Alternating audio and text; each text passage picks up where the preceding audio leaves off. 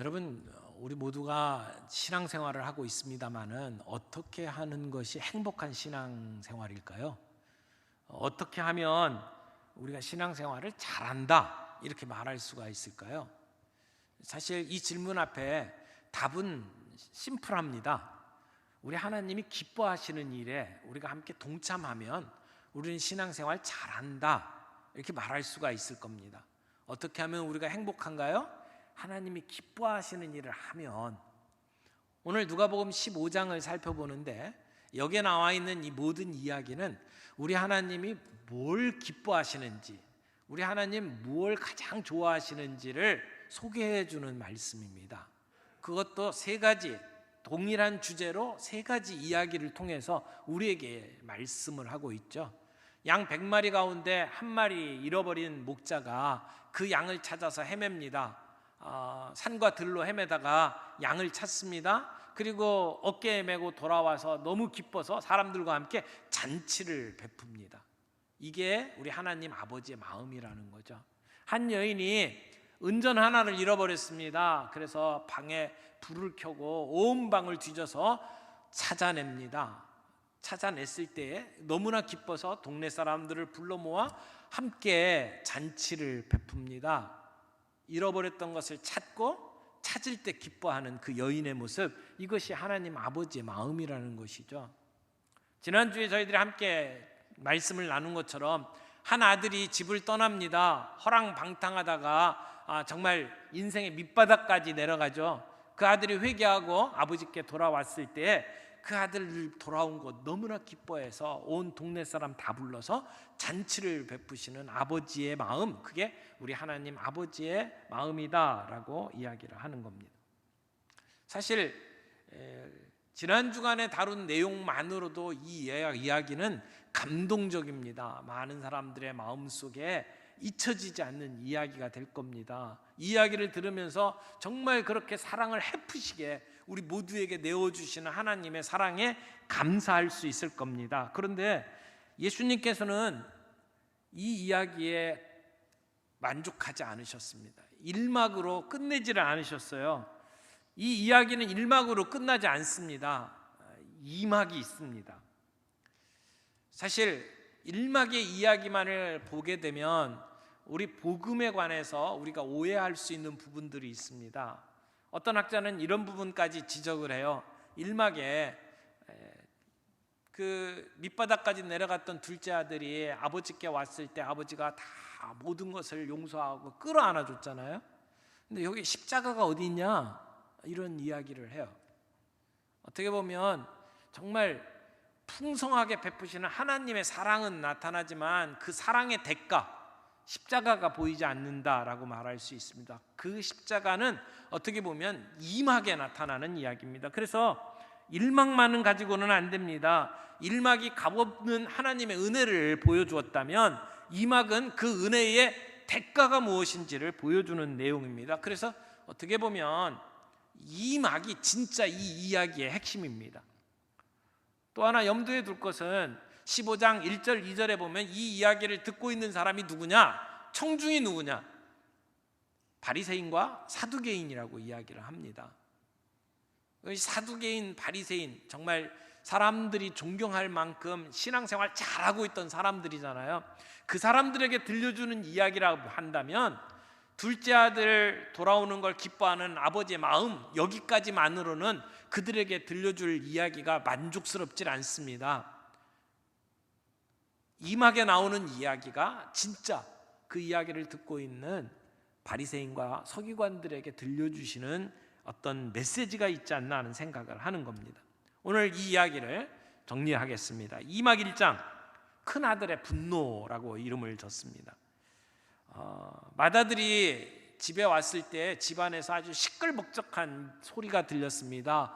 아마 음악 소리도 들리고 사람들이 떠드는 소리도 들렸을 겁니다. 잔치집의 소리죠.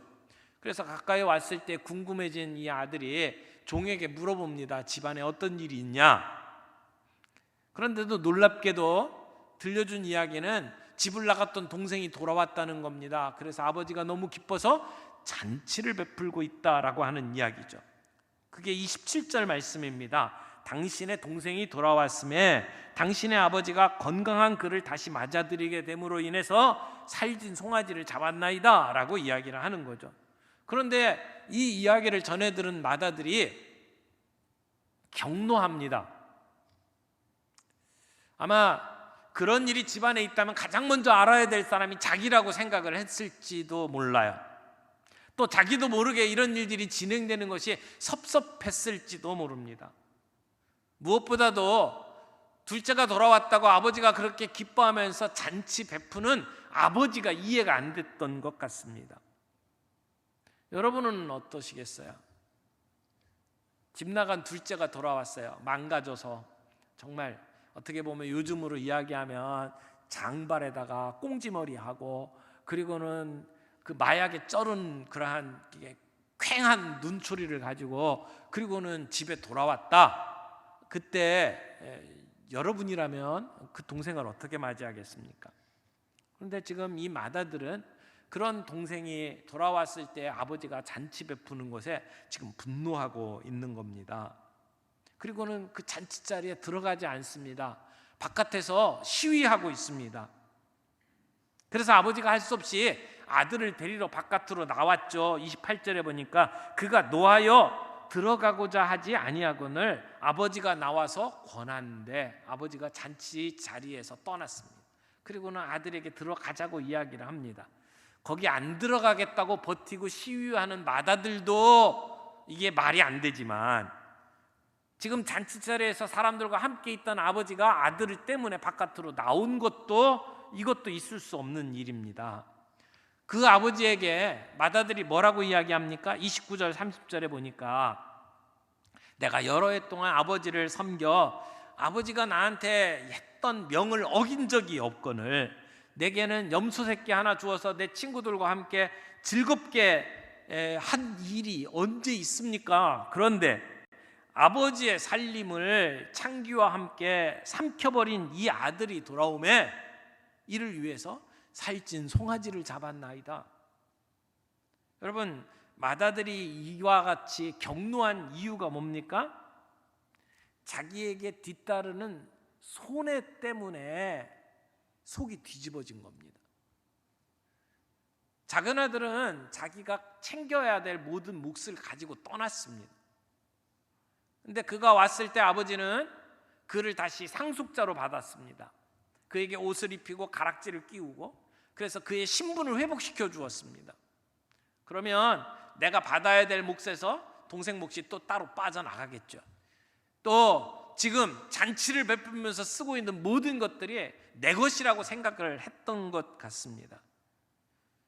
살찐 송아지는 상징에 불과한 겁니다. 이 아들을 회복시키는 데 들어간 대가가 있습니다. 형 몫에 남아있던 것들이 다 빠져나가고 있는 모습에 속이 뒤집혔던 거죠. 그래서 마다들의 입장에서 보게 되면 이건 공평하지 않다고 생각을 한 겁니다. 공정하지 않고 공평하지 않다. 근데 요즘에 우리 사회가 이 공정, 공평 이슈에 아주 민감합니다. 그래서 뭐 비정규직을 정규직으로 만드는 일, 또 누구를 어떻게 해서 채용하는데 비리가 있었다는 등, 또 뭐 부동산을 어떻게 처리하는데 어떤 사람에게 많은 혜택이 갔다는 등 이런 부분에 대해서 아주 민감하게 반응을 하죠. 공정이 뭐고 공평이 뭐냐 이런 이제 이야기를 하니까 누가 이런 얘기를 하더라고요. 공평이라고 하는 것은 똑같이 나눠주는 것. 그래서 여기 빵 한 무더기가 있는데 사람들에게 빵을 나눠줄 때 사람마다 똑같은 개수로 나눠주면 공평한 거. 그런데 여기 와 있는 분들 가운데 어떤 분은 이 빵 만드는데 열심히 일한 사람이 있고 어떤 사람은 슬금슬금 놀러 나간 사람이 있어요. 그러면 똑같이 나눠주는 건 공정하지 못하다. 그러니까 열심히 일한 사람은 빵을 조금 더 많이 주고 열심히 일하지 않은 사람에게는 빵을 적게 나눠주면 이게 공정한 거다. 이렇게 이야기를 하죠. 그래서 공평하지 않거나 공정하지 않으면 사람들이 핏대를 올립니다. 그리고 거기에는 내가 챙겨야 될 몫에 손해가 있다라고 생각을 하니까 피켓 들고 바깥으로 나가서 시위를 하는 거죠. 어떻게 보면 지금 이 맏아들이 가지고 있는 이 분노는 공평하지 못하다는 것에 대한 분노였습니다. 작은 아들은 자기 목 다 가지고 가서 썼지 않느냐는 거죠. 나머지는 다 내 몫인데 내 몫을 가지고 아버지가 왜 이렇게 지금 그 둘째 아들에게 또 베풀고 있느냐라고 하는 것에 대한 불만이라고 말할 수 있습니다. 그런데요, 지금 둘째가 아버지에게 하는 이야기를 좀 보세요. 아버지의 살림을 창기와 함께 삼켜버린 아들이래요. 지금 둘째가 가서 무슨 짓을 했는지 형이 알고 있어요. 다 파악하고 있었다는 겁니다. 여러분, 동생이 그렇게 망가져서 살고 있다면 형 입장에서 찾아가는 게 도리 아닐까요? 뭔가 이놈을 좀 살려내야 되겠다라고 생각하는 것이 마땅하지 않을까요? 그런데 지금 이 맏아들은 그 동생 데려올 생각이 없었습니다. 그리고 저렇게 한심한 놈을 위해서 아버지가 살진 송아지를 잡았다라고 하는 것에 지금 분노하고 있는 겁니다. 그러니까 맏아들이 가지고 있는 계산법에 지금 맞지를 않는 거예요. 그러면서 자기의 이력을 내세웁니다. 나는 아버지와 함께 지금까지 뼈 빠지게 일했고 아버지가 명한 일에 대해서 한 번도 어긴 적이 없습니다. 그러니까 이제는 내 권리가 있지 않습니까? 나도 말할 자격이 있지 않습니까? 어떻게 나하고 의논도 없이 이런 일을 벌릴 수가 있습니까? 이렇게 이야기를 하는 겁니다. 그런데 29절에 보게 되면 우리말 성경에는 이렇게 돼 있죠. 아버지께 대답하여 이르되 내가 여로의 아버지를 섬겨 명을 어김이 없거늘, 이렇게 돼 있는데요. 원문을 보게 되면 이 내가라고 하는 말 앞에 단어 하나가 더 있어요. 헬라어로 이두라고 하는 단어인데, 근데 이 말이 보소서라고 하는 의미예요. 그러니까 영어 성경 같은 데는 번역을 해놨어요. 이 단어를 look이라고 번역이 돼 있어요. 그러니까 보십시오라고 하는 말을 앞에 두고 내가 아버지의 명을 다 지금까지 어긴 적이 없다, 이렇게 이야기를 하고 있는 거죠. 어떻게 보면 지금 아버지한테 따지는 거죠. 아버지, 이걸 좀 보세요 라고 하는 거죠. 이것 보세요 아버지, 이렇게 따지고 있는 거죠. 그러면서 이제 아버지의 살림을 말아먹은, 삼켜버린 저 아들이 돌아왔는데 어떻게 살찐 송아지를 잡을 수가 있습니까? 아주 날카롭게 아버지를 지금 비난하는 겁니다. 그때까지 보여지지 않았던 그 맏아들 마음속에 있는 분노, 원망, 비난, 이런 것들이 그대로 쏟아져 나오는 거죠. 그리고 이 부분에 있어서 지금 그 자기 동생을 가리켜서 하는 표현을 좀 보세요. 아버지에게 이야기를 합니다. 뭐라고요? 지금 이 창기와 함께 아버지의 살림을 다 말아먹은 아들이 왔다는 거예요. 내 동생이라고 얘기하지 않습니다. 그 동생에 대한 비난이 있는 거죠. 그리고 그 동생을 받아주는 아버지에 대한 원망이 있는 겁니다. 이 대목에서 어떻게 보면 우리들의 모습들이 좀 보입니다. 우리는 말씀대로 살고 양심대로 살고 법을 지키면서 살아왔는데 그렇지 못한 사람들에 대한 쓴뿌리가 있는 거죠. 마음속에 원망이 있어요.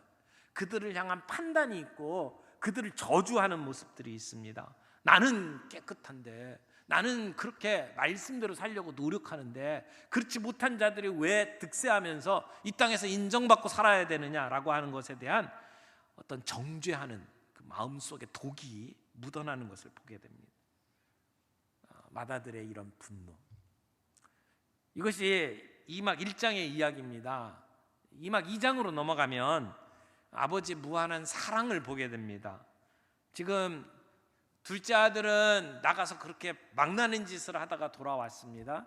그런 아들을 맞이했을 때 아버지의 그 베푸는 사랑을 보고 맏아들이 이제 분노하고 있습니다. 이런 아들의 반항에 대해서 아버지는 어떻게 반응하고 있나요? 여러분, 가부장적인 그 사회 속에서 이렇게 반항하는 아들이 있으면 꾸짖습니다. 뭐 매를 들든지 내어 쫓아내든지 할 텐데 지금 이 아버지의 반응은요 정말 놀랍도록 자애스럽습니다. 31절 32절 보세요. 아버지가 이르되 예 너는 항상 나와 함께 있으니 내 것이 다 내 것이로되 이 동생은 죽었다가 살아났으며 내가 잃었다가 얻었기로 우리가 즐거워하고 기뻐하는 것이 마땅하다.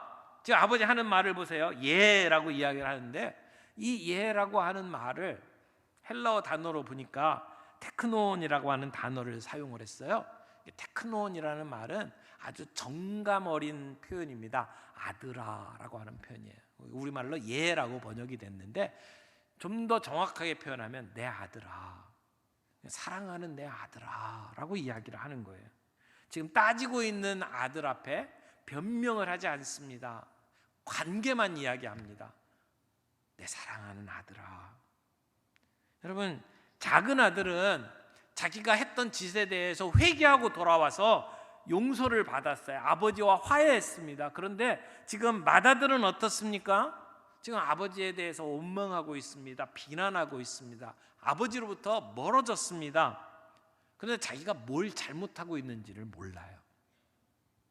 자기가 분노하는 것이 마땅하다고 생각을 합니다. 아버지의 마음을 전혀 이해하지 못하고 있는데도 아버지의 원하는 것이 내 기쁨이 되고 있지 못하는데 자기의 문제가 무엇인지를 몰라요. 아버지와의 관계를 회복할 수 있는 길이 보이질 않습니다. 근데 아버지는 지금 그 아들에게 내 아들아, 너는 나와 늘 함께 있지 않느냐, 내 모든 것이 다 내 것이지 않느냐라고 이야기를 하는 겁니다.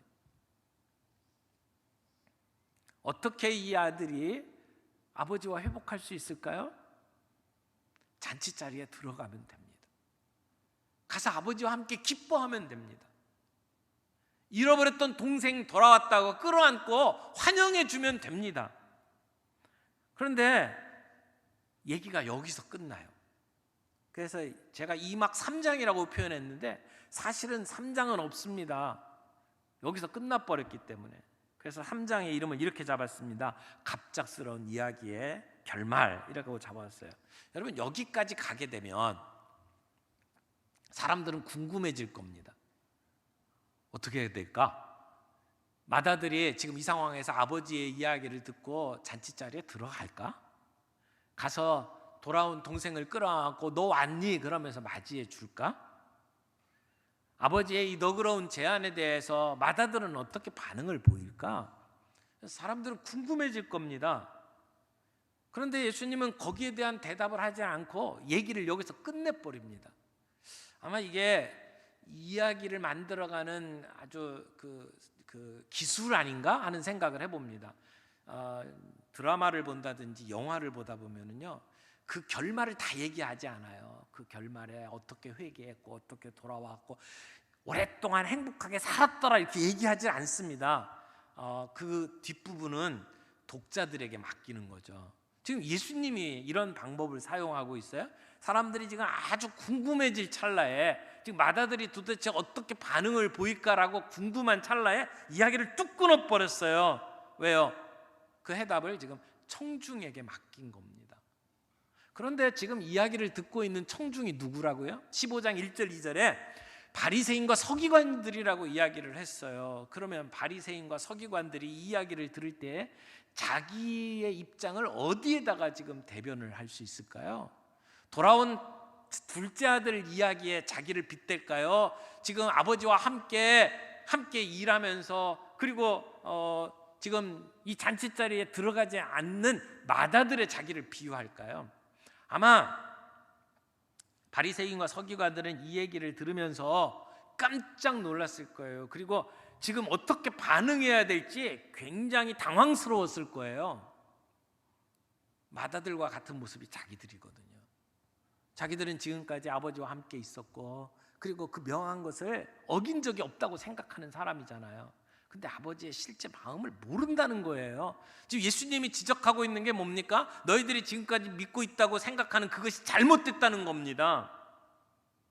너희들이 안다고 생각하는 것들이 잘못됐다. 그러니까 새롭게 정의해야 된다라고 예수님께서 도전하는 거잖아요. 예수님은 바리새인과 서기관들이 이 얘기를 듣고 우리가 이런 잘못을 저질렀구나 깨닫고 반응하기를 요구를 하는 거죠. 죄에 대해서, 잃어버린 것에 대해서, 하나님의 마음에 대해서 다시 생각하기를 예수님은 촉구하고 있는 겁니다. 여러분, 진짜 구원이 뭡니까? 나 예수 믿고 구원받았다, 나 천국 갔다, 그걸로 끝나는 게 아닙니다. 날마다 주님과 동행하면서 주님을 닮아가는 것, 그 성화의 과정을 밟는 것, 그것까지 모두를 우리는 구원이라고 이야기를 해요. 그래서 우리는 구원을 받았다라고 하는 과거를 이야기를 하지만 우리의 구원이 이루어지고 있다라고 진행형으로 얘기를 하고, 언젠가 주님을 만날 때 그 구원이 완성될 것이다라고 이야기를 하는 거죠. 구원에는 과거와 현재와 미래가 다 포함되어 있습니다. 오늘 주님은 구원받은 자로서 우리가 어떻게 오늘 구원을 이루어갈 것인지에 대해서 도전하고 계시는 겁니다. 사랑하는 성도 여러분, 여러분은 맏아들입니까? 둘째 아들입니까? 어떻게 보면 우리 교회는 너무 부유해요. 너무 행복해요. 너무 착해요. 그래서 죄 지은 사람들이 우리 교회에 들어올 엄두를 못 내요. 너무 거북한 곳이 되어버렸어요. 세상 사람들이 교회에 들어올 수 있도록 우리의 문턱이 낮아져야 되는데 우리는 너무 고상해요. 우리끼리 너무 착해요. 여러분, 우리가 전도할 대상이 없다고 생각하는 경우들이 있잖아요. 그런데 가만히 생각해 보면 우리가 전도하기가 싫으니까 그 사람들을 제껴놓은 건 아닐까요? 이런 사람은 저래서 저런 사람은 저래서 싫다고 관계를 끊고 살아가는 것은 아닐까요? 냉정하게 우리의 자신을 한번 살펴볼 필요가 있어요. 우리가 하나님의 마음으로 불쌍한 사람들을 정말 불쌍하게 여기면서 오늘 살아가고 있는가요? 바리새인처럼 아주 차가운 눈으로 그들을 재단하고 그들을 정죄하면서 살아가고 있지 않습니까? 죄인들이 돌아올 때 정말 하나님의 마음을 가지고 기뻐하고 즐거워하면서 그들을 맞이하나요? 아니면 둘째 아들을 환영하는 아버지를 불편한 심기로 쳐다보는 맏아들과 같이 우리가 그들을 맞이하고 있지는 않은가요? 그런 면에 있어서 우리는 이 이야기 앞에 우리 자신을 좀 한번 깊이 살펴볼 필요가 있다고 생각을 합니다.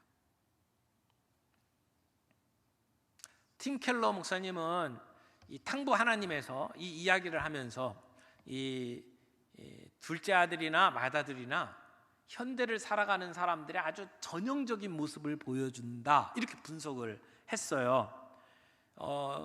그러면서 이 이야기를 잃어버린 두 아들이라고 표현을 한 거죠. 지금까지 이 이야기를 할 때마다 우리는 돌아온 탕자 해서 둘째 아들에게만 초점을 맞췄는데, 가만히 보면 맏아들도 탕자였다는 겁니다. 아버지의 마음을 전혀 이해하지 못하고, 그리고 자기의 의를 내세우는 그 모습은 바리새인과 서기관들과 똑같은 탕자의 모습이었다라고 이야기를 하는 거죠. 그래서 돌아온 탕자라는 이름은 적절하지 않다, 잃어버린 두 아들이 맞다라고 이야기를 하는 겁니다. 그래서 그 책 제목을 탕부 하나님, 아낌없이 모든 것을 헤프게 베풀어 주시는 하나님이라고 이름을 줬던 거죠. 여러분, 여기에 이 두 사람의 모습을 한번 정리를 해보세요. 팀 켈러가 이렇게 이름을 줬어요. 맏아들은 도덕적 순응의 길을 걸어간 사람, 그리고 둘째 아들은 잃어버렸던 자아를 발견하는 길을 떠난 사람, 이렇게 정리를 했어요. 자아를 발견한다라는 얘기는 이 세상 속에서 남의 간섭받지 않고 내 마음대로 살 수 있는 길을 선택한 거죠. 그래서 다른 사람이 나에게 어떤 기대를 갖고 있는 것도 부담스러워, 나에게 이래라 저래라 말하는 것이 너무 짜증나. 그래서 나에게 대해서는 도무지 말하지 말아라, 내 마음대로 살겠다. 그래서 선택해서 먼 길을 떠나는 사람들, 이것이 둘째 아들의 모습이라는 거죠. 그래서 법대로 살아라 그러면 너무 짜증내요. 그렇게 살아가는 사람들을 가리켜서 꼰대라고 이야기를 하죠. 그런데 맏아들은 어떻습니까? 맏아들은 도덕적으로 윤리적으로 살려고 애를 쓰는 사람이에요. 다른 사람들이 나를 어떻게 보느냐를 신경 쓰면서 살아온 사람들이죠. 윤리 도덕적인 삶을 살았고 이만하면 잘 살고 있다라고 이야기할 수 있었던 사람들이에요. 근데 문제가 뭡니까? 그게 자기의 의가 된 거죠. 그래서 자기의 잣대를 가지고 다른 사람들을 다 선을 그어요. 이 사람들은 죄인이다. 그리고 나하고 상종할 사람들이 아니라고 생각을 하는 거죠. 동생은 자아 발견의 길을 떠났고 형은 도덕적 순응의 길을 선택을 한 겁니다. 근데 문제가 뭡니까? 둘 다 잘못됐다는 겁니다. 둘 다 아버지의 마음을 몰랐다는 거예요. 둘 다 관심은 아버지의 재산에 있었습니다. 아버지를 이용하기를 원했지 아버지를 사랑하고 아버지가 기뻐하는 일에 동참하려고 하지 않았다는 겁니다. 그런 면에서 둘 다 잃어버린 아들이라고 이야기를 하는 거죠. 착한 일을 하지 말아라, 도덕적인 삶을 살지 말아라, 그런 얘기가 아닙니다. 착한 일을 할 때에 왜 그 일을 하느냐는 거죠. 동기가 뭐냐는 겁니다. 그것으로 내 의의를 세우고, 나도 이제는 아버지 앞에 할 말이 있고, 아버지도 이만큼 했으니까 내 뜻대로 나에게 복을 줘야 되지 않겠느냐라고 따지고 들기 시작을 하면 그것은 나 자신을 하나님 자리에 올려놓는 거죠. 둘째 아들도 내 마음대로 살겠다고 자기 인생의 보좌에 자기를 올려놨어요. 근데 첫 아들도 가만히 따져보면 내 도덕적인 삶을, 내 의의를 내세우면서 하나님이 있어야 될 보좌에 나를 앉혀놓은 겁니다. 예수님이 말하는 죄는 하나님이 있어야 될 자리에 내가 있는 것을 죄라고 이야기하잖아요. 그런 의미에서 큰아들이나 작은아들이나 다 잘못된 길을 갔다는 겁니다.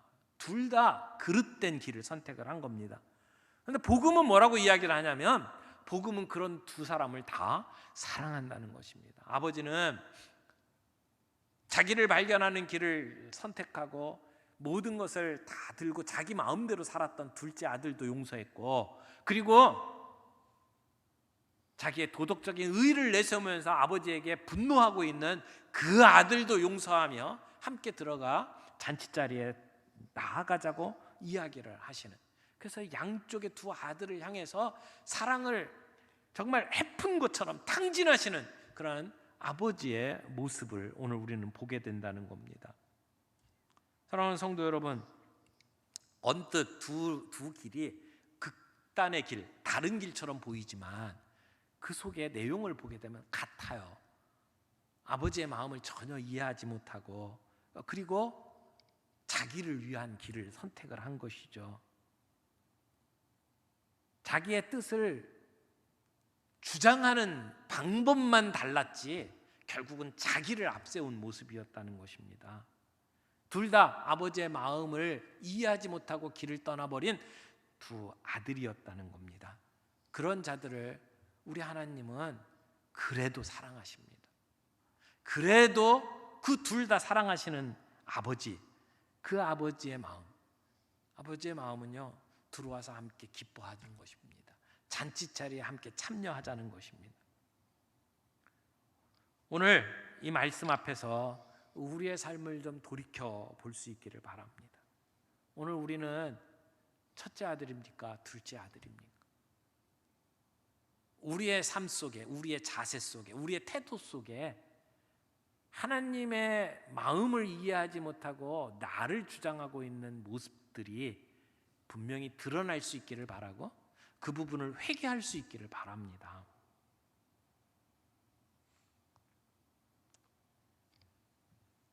주님 앞에서 하나님의 마음을 이해하고 하나님이 기뻐하시는 일에 동참하며 살아갈 수 있는 저와 여러분들이 되기를 바랍니다. 우리가 교회 안에서 신앙생활을 한다고 하면서 바리새인과 서기관처럼 가면을 쓰고 살아가고 있지는 않습니까? 우리는 깨어 있어야 합니다. 정말 하나님이 기뻐하시는 일에 우리가 함께 기뻐하고 있고, 하나님이 원하시는 일에 우리가 사명을 알고 그 일에 뛰어들 수 있는 그러한 삶을 살아가고 있는지, 우리가 신앙생활을 한다고 하면서도 우리의 자아를 발견하는 길에만 뛰어들고 있지 않은지, 또는 마다들처럼 도덕적 순응의 길을 선택하고 그것을 나의 의의로 삼고, 그리고 그것으로 다른 사람들을 평가하고, 그리고 내 속에 보이지 않고 숨겨놓았던 우리의 분노를 그들을 향해서 쏟아놓고 있지는 않은지 우리는 살펴보아야 할 겁니다. 두 사람 모두 틀렸어요. 그러나 우리 하나님은 둘 다 사랑하십니다. 그 하나님의 마음을 깨닫고 우리 하나님 앞에 나아가 함께 그 복음 안에서 돌아오는 그 영혼들을 기뻐하고 그들을 맞이하고 그들을 향해서 우리 복음을 함께 나누고 그들을 우리 형제로 맞이할 수 있는 우리 교회 그리고 저와 여러분들이 되기를 바랍니다.